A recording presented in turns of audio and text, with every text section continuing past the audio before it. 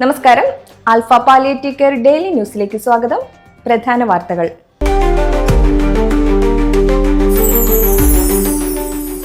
Alpha palliative care home care പ്രവർത്തനങ്ങൾ ആരംഭിച്ചതിന്റെ 20ാം വാർഷികാഘോഷങ്ങൾക്ക് നാളെ alpha Edamuttam ഹോസ്പിസിൽ തുടക്കമാകും.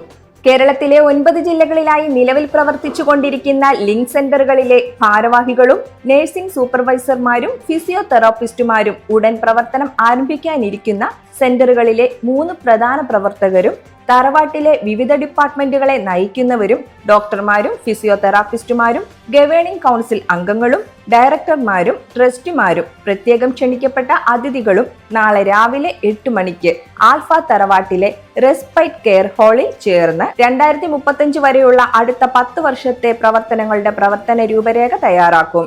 കാരുണ്യ കേരള സൃഷ്ടിക്കു വേണ്ടിയുള്ള വിവിധ പദ്ധതികൾക്ക് തുടക്കം കുറിക്കാൻ ഉദ്ദേശിച്ചുള്ള ഈ യോഗത്തിന്റെ ഔദ്യോഗിക ഉദ്ഘാടനം ചെയർമാൻ KM നൂറുദ്ദീന്റെ അധ്യക്ഷതയിൽ ഉച്ചയ്ക്ക് 12 മണിക്ക് നടക്കും.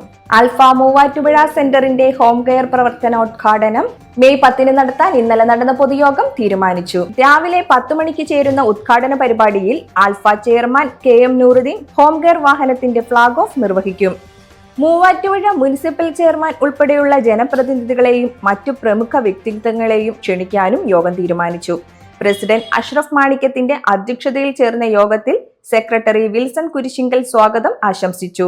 Alpha vision 2030 state coordinator Amjith Kumar മുഖ്യപ്രഭാഷണം നടത്തി.